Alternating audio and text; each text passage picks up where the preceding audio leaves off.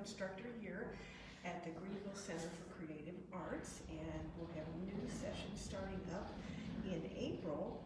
And last time I did a video, I did a portrait, and the beginning parts there, and this is, I wanted to show you the final painting of the portrait. This is a pan, and I finished it at home and did the underpainting there. And then today, I've been asked to do a landscape, and so I kind of probably bit off a lot, but I decided to do, this is the Reedy Park Falls that's here in downtown Greenville. Beautiful, beautiful falls. And so I made the decision that I was going to do that landscape. Now, one of the things you'll notice if you can look at my palette, when you're doing watercolor, you want to have all the colors you think you're going to use out and ready to go. Because one of the difficulties is if all of a sudden you have to stop and mix color, then things start drying here and you get streaks and all kind of problems. So you want to have a good plan to be ready.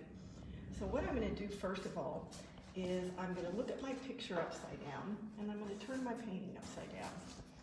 And I'm going to put a wash of light blue for the sky, but what I want to do, these trees in the background are farther away, and things farther away are softer and you don't see much detail. So I'm going to grab some of this blue and kind of go across the sky here. Gotta hold this a little bit tighter. And it's not a lot of blue. It's just a little bit of, you know, sort of like a not an overcast day per se, but a day that it's not bright blue sunshine that we're seeing yet. So then I'm going to start with, you know, I might put my water down here. Would that be easier for you? Mm-hmm. Okay. I'm going to start with getting my greens, and I'm going to kind of just lay in some tree shapes and let it bleed down. Grab a little bit of yellow for the sunny side, and I'm going to let it just sort of bleed down, and then there's a big dark over here on this side. Some of the purple in there too in those darks. Then I'll go across and pick up just some more greens and just let them bleed. These are shorter trees, so I'm just letting it bleed into the sky so it looks kind of feathery, and the drips I'm picking up as I move along. And there's some peacock in there. And I can put a little bit of darks in them, just kind of get the feel of it, of depth. And still keep moving across, maybe grab a little bit of yellow for the highlights and follow through. Now trees are, you know, we have our crayon colors, so you think that you need to just have green, but there's a lot of other colors that you can use in the trees. You can use blues. Of course, in the fall, you have a whole different set of colors. And so, but I like to put the different greens in, not just one green. Yellows in there, some blues in there, and pick up my drip. Come across here, and I actually have a little bit of a trunk here. And there's two trunks in there. I'm going to just let them disappear. And I'm going to continue across. Again, letting it bleed in here. And it's getting a little bit drier over here, so be aware of that. So I'll have to help it bleed. And come in with just some yellows. And so then I'm going to turn it back upside down, and you sort of get the feeling of just the softness of trees being in the background. So now there's a lot of rocks in these falls area, and they sort of have for people that aren't in South Carolina, the soil in South Carolina is orange. It's very kind of bright orange, and actually, so the rocks have an orange tint to them. So it's really important. I'm going to use mostly a burnt sienna. I'm going to pull in a little bit of raw sienna also. And then for my darks, I'm going to go ahead and get into the blues and the purples because they are a cooler color and it'll make it look a whole lot nice. Now, I think right now with my blue, I am going to pull down to the top level of these rocks because there's trees all the way down there. A little bit dark, kind of outline them. And the one thing I have to be very careful about is that I don't want to do every individual single rock that's out there because first of all, that would be really boring. And second of all, it would be too busy. So you have to sort of isolate the lights and darks. So I'm going to do a little damp brush in here to soften this. And I'll probably take a little more of this dark and put up along this edge, give it a little more depth. And then I'll start coming in with my oranges. Now I've got to find the light dark pattern in here. And it's kind of a little bit tricky. The falls, it's a very beautiful natural falls that is in here. And so I don't want to lose the edges where the water's coming down. So I'm leaving that white. And that's the other thing you want to be a little bit careful about when you're painting is that you don't lose your whites. Because in watercolor, the white is the paper. Even though they make white watercolor, there's nothing as brilliant and beautiful as white of the actual paper. So I'm going to come over to here, and there's a little bit of dark in here, a little bit of dark down here, and grab a little bit of over in here. And then there's a great big rock. I should look a little closer there, up in here. I'm going to get the top of that rock, then I'm going to come back in with my green because there's some bushes that are in there.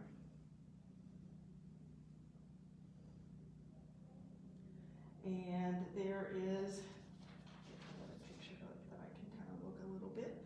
A little bit of darks up in here. I'm going to kind of grab a little bit of purple, then a little bit of different green. I actually brought a secondary palette today because I wanted to I have a whole green palette that I brought all my greens in because I don't use as many, and then I didn't have to stop and mix every single one of them. Then I'm going to come across where the falls are a little bit more, and right up here there's a dark edge. I'm going to put a little purple in that too. And the light's hitting the top of it, so I'm getting the dark first. And it'll eventually be darker. I'm going to pick up that little dark. But I don't want to get too dark too fast. Then there's this lovely little bush right in front of it, and I'm going to do that while it's still kind of damp, and so then it gives you the bushy feel. And I'm keeping the falls white right now. And there's a big area of falls here, so I'm going to go around and get the rocks on top of it. Let's see where I'm getting lost a little bit. Okay, that goes there, and that fits there. And then there's a building up here that I'm going to not mess with right now.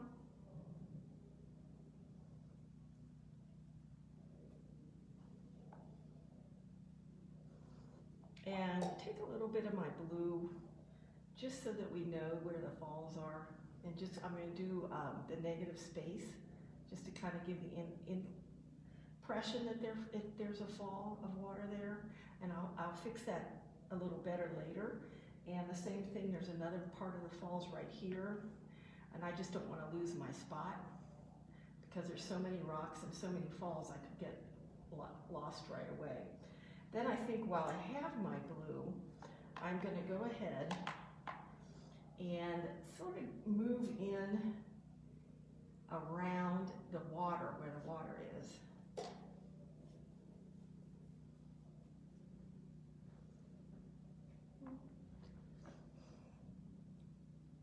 That isolates where, so I don't get lost as far as the edges of the water. And there's little rocks in there. Using just water to pull this out. And come over to this edge. And get this edge around these little rocks. A little bit more over here. I'm probably going to have a sore arm or this because at home my palette's down here. So I'm reaching up for it. I'll pick up the little edge on here, and then there's kind of a feeling of rocks coming in on this side. It's sort of like a beach a little bit. So I'm just going to touch in some of those and let it move into the water. Get the feel of the water. And there's some darker spots that are like shadows on the water. And the thing you always want to do when you're doing the water is work horizontally, because even in the ocean you have waves, but if you look at waves in the distance, it's a horizontal movement. I'm going to pick up a little bit of lightness through here. And I'm just using a damp brush, not a wet brush. And I think I'll put, what is that color? Oh, it's lavender.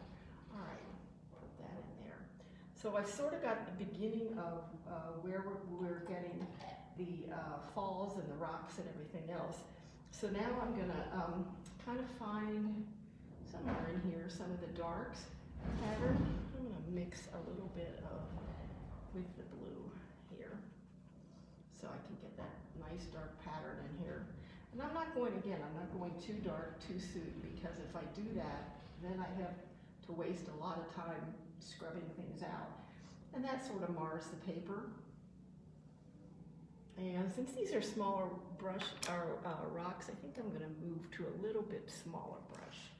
Now, if you notice, I do use a flat brush. It's a choice, and some artists like them, some artists do not. I happen to love it.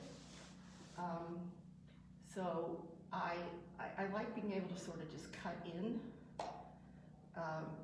around the edges. And there's a whole grassy area coming in here, so I'm going to get some green in that, and kind of moves around the rocks. And there's a dark shadow, so there must be some kind of a tree up on the edge, and this goes down to the water.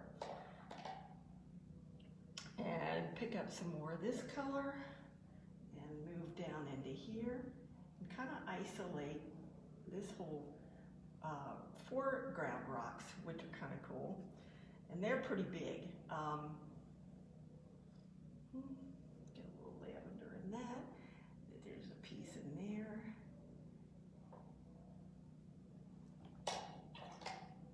And one thing that beginners sometimes forget is you have to wipe blot on a piece of paper towel, your brush, because if it's too wet, you'll end up with a lot of bleeds and what we call blooms. But the thing that's nice about this is that when you work upright like this, and a lot of watercolors don't work upright, and sometimes I don't. It depends. If I do want bleeds to happen, then I don't work upright. But this, the gravity will pull away so you don't end up with a whole lot of bleeding areas. I just kind of get some pieces of rock in the water.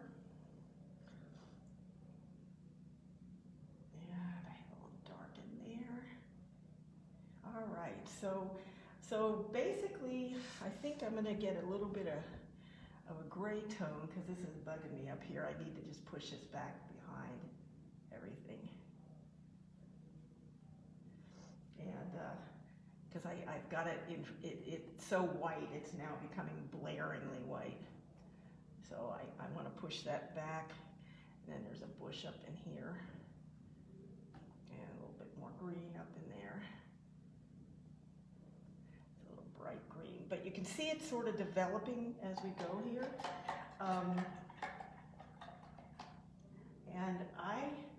I'm going to then start at the bottom rocks and do the same kind of light and dark pattern, kind of find where the darks are in here.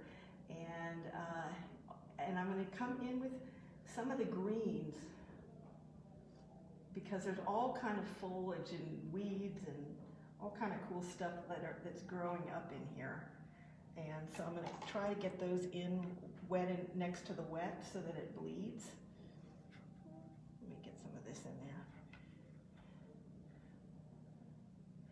And I'm working left to right, which you know, it's not necessary, but I am.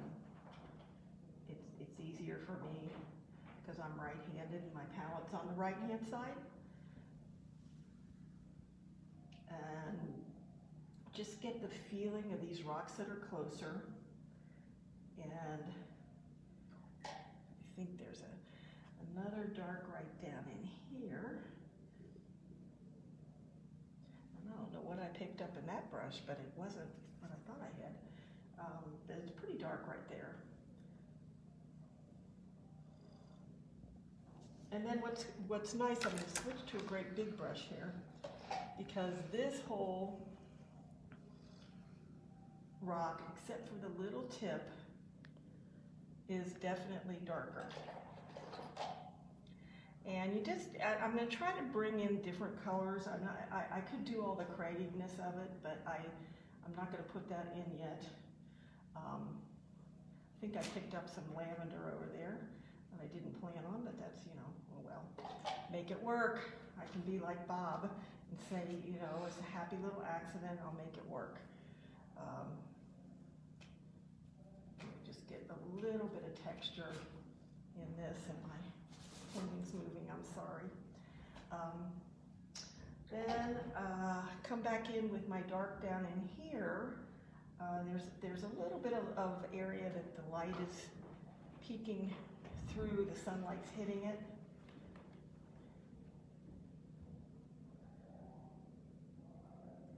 And so I'm finding all these dark areas. Come on, let's get the lavender, get a little bit of dark in there, a little more burnt sienna. And I don't want to lose the light again. So I'm finding those. And then what, I'm going to come in with my greens again, because there's all this little foliage down in here. And I want to have that all kind of bleed up.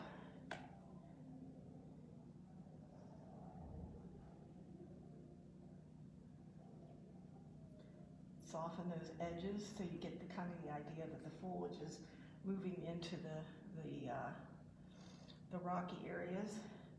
And get some, I don't know what I'm picking up here, but I'll get some of this. And there's a little bit of light color on top, white hitting the top of these rocks. Now, they are all white at the top, but that's how you get the illusion of light, is if you keep it white until the last minute, you'll get the feel of depth, and you'll get the feel of light and sunlight hitting something. So you want to make sure that you can not lose those, because they're hard to get back again. So I'm just going to come in with a soft something off whatever's on my palette in here, and sort of find this whole grouping. This kind of goes around this guy, and then it gets a little bit dark. And I'm going to take some purple and tone down I have a phthalo green in there that has decided to glow in the dark on it, and so I want to kind of tone that down, let some of the green bleed in. And there's green right around in here, and some green in there. I'm just going to let it bleed down. Then take a smaller brush and kind of carve out these little rocks edges where the light's hitting it. And then we have another dark, and this sort of isolates this guy here. There's a little bit in here. And you see how they're starting to develop? I think as I come around and find all the little dark, craggy areas, I'm just finding a pattern, and I'm not worried about it being absolutely perfect right now. I just want to kind of get the feel of it, that you get the feel of moving around the rocks and the light hitting the top of them.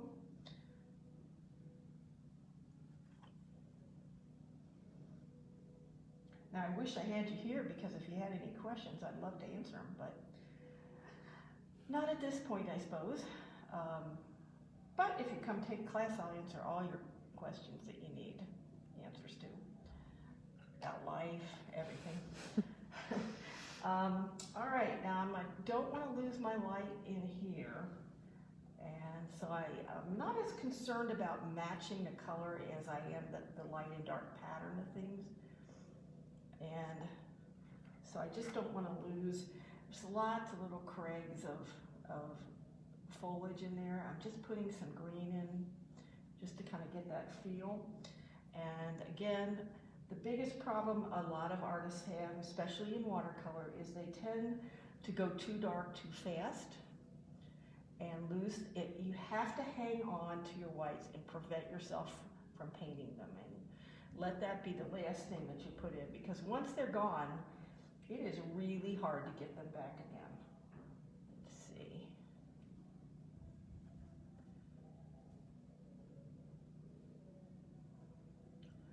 Oh, I think this goes way up here. I think I just did a light where a dark should have been, but you know, we'll make it work. We'll just change the shape of the rocks. It's just as easy. And there's some green down in here. We'll isolate some of these and get a little more green, orange in there. And then there's this, let's see, I don't know where these are, but I'll find it.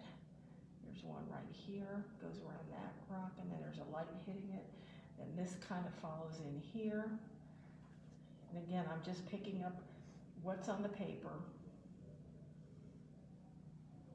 following the light and dark patterns of the rock without every detail. If you start putting in detail too soon, it's sort of like trying to ice a cake if you haven't baked it yet. That doesn't work. And let's see, there's a little dark over here. And then there's a real dark over here. And then this piece comes down, and there's a little bit of dark along this edge, and then a really good dark down under here that we're gonna get. And I'm gonna just kind of carve in some of these other little darks, like right up here. Get more a little orange, or people are gonna look at it and say, is that the water or is that a rock? And some of the pieces into here, just little craggly pieces. And you sort of should be able to see how we're getting a pattern of the rocks. Now I need to move up to the right here, because we've got this whole group, and I've neglected them. So I want to make sure. Now the falls kind of come down, and there's a little V in there behind these rocks. And let me see. I think there's a dark right here, and a dark right there. Again, I'm not looking for detail.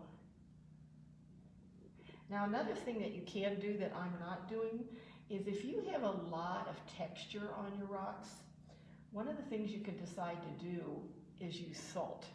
And when you put salt on a really wet watercolor, it has a chemical reaction. And I've actually played around with sea salt, Himalayan pink, black lava salt, and each salt, different sizes, table salt, kosher salt, it pushes back the pigments, so it gives you a real cool pattern of texture. And so, but the problem is then you have to wait and not touch it, so I didn't want to do that for you guys today. Come in with a little better tree there. And now, this is my basic underpainting of what I have. And the next thing I would go in to find are the really darks. And I did not turn my watch back on when I changed the time. So I have no idea what time it is.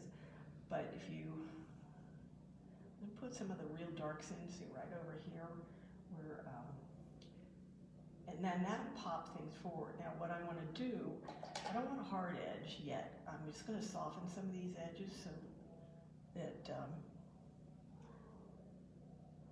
you can see the rock shape is not squared off like a box. So there's a real dark down in there, dark down in here. There's this is a really dark little area right in here. I'm going to find those, and you can see that it should be giving us a little more depth as I move along here. There's a dark here on this rock, another dark right down in there, and then up here we have a dark, down here a little more dark, and it should give you, I hope you're seeing that it's given us a little more depth and makes the middle colors now jump forward because there's a third dark in there.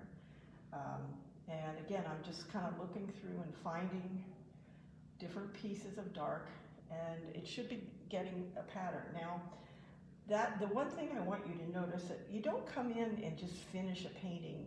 Well, there are some artists that can do a whole painting very quickly, and it's more of a sketch of something, but I